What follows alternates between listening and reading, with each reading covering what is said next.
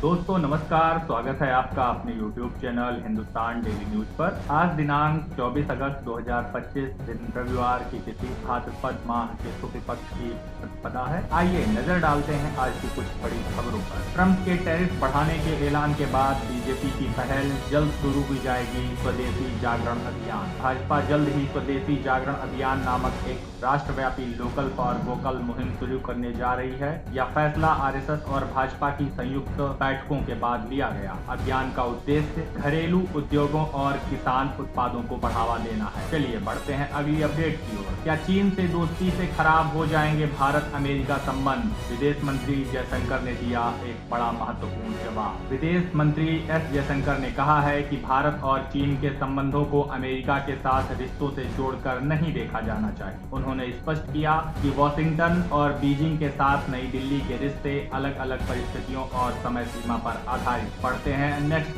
खबर की ओर। ट्रंप के टैरिफ बम पर भारत का एक्शन शुरू। 25 अगस्त से अमेरिका के लिए सस्पेंड की जाएंगी डाक सेवाएं। डाक विभाग ने शनिवार को ऐलान किया कि भारत से अमेरिका जाने वाली सभी डाक सेवाओं को 25 अगस्त से अस्थायी रूप से रोक दिया जाएगा। यह निर्णय अमेरिकी प्रशासन के हालिया आदेशों और बढ़ते टैरिफ विवाद की पृष्ठभूमि में लिया गया। पढ़ते हैं अगली अपडेट की ओर। सीआरपीएफ नहीं, अभी भी दिल्ली पुलिस के पास है सीएम रेखा गुप्ता की सुरक्षा की जिम्मेदारी। सूत्रों ने पहले बताया था कि केंद्र सरकार ने हमले के जवाब में उन्हें जेड श्रेणी की सुरक्षा देने का फैसला किया है और केंद्रीय रिजर्व पुलिस बल यानी सीआरपीएफ उनकी सुरक्षा की जिम्मेदारी संभालेगा। हालांकि मुख्यमंत्री कार्यालय ने स्पष्ट किया है कि उनकी सुरक्षा में कोई बदलाव नहीं किया गया है और दिल्ली पुलिस उनकी सुरक्षा का प्रबंधन करती रहेगी। बढ़ते हैं नेक्स्ट अपडेट की ओर। लड़ाई नहीं, यह विचारों का टकराव। उपराष्ट्रपति पद के उम्मीदवार जस्टिस पी सुदर्शन रेड्डी ने आरएसएस को लेकर और क्या कहा, जानते हैं डिटेल में। उपराष्ट्रपति पद के लिए अपनी उम्मीदवारी को रेड्डी ने एक वैचारिक लड़ाई के रूप में परिभाषित किया। उन्होंने कहा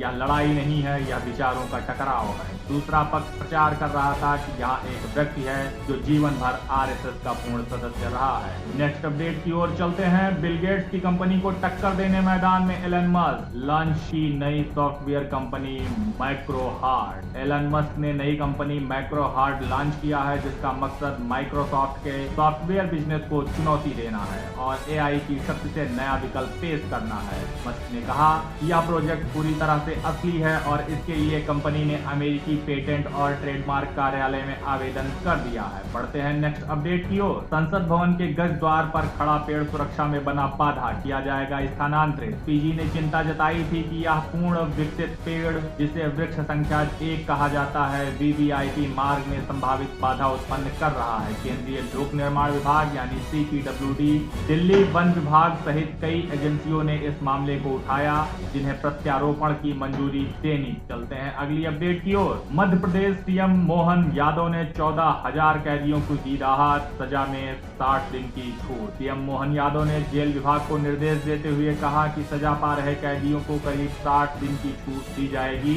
लेकिन जो अपराधी लैंगिक अपराध, हत्या के मामले में जेल में बंद है उन्हें कोई रियायत नहीं दी जाएगी। नेक्स्ट अपडेट में हम देखेंगे सीबीएसई बोर्ड की ओर। सीबीएसई बोर्ड ने 7 शहरों में शुरू किया नए रीजनल ऑफिस। जाने अब काम होने पर आपको कहां जाना होगा। सीबीएसई ने नए 7 रीजनल ऑफिस देश के 7 राज्यों में शुरू किए हैं जिसके तहत यूपी के लखनऊ, हरियाणा के गुरुग्राम, छत्तीसगढ़ के रायपुर, झारखंड के रांची, त्रिपुरा के अगरतला, अरुणाचल प्रदेश के ईटानगर, सिक्किम के गंगटोक में रीजनल ऑफिस शुरू किए जाएंगे। इसमें त्रिपुरा के अगरतला, अरुणाचल प्रदेश के ईटानगर, सिक्किम के गंगटोक में सीबीएसई ऑफिस सब रीजनल ऑफिस के तौर पर काम करेंगे। इसी के साथ आज की महत्वपूर्ण खबरें समाप्त हुई। तो ऐसी ही खबरों के डेली अपडेट के लिए हमारे वीडियो को लाइक, शेयर और चैनल को सब्सक्राइब कीजिए। नमस्कार।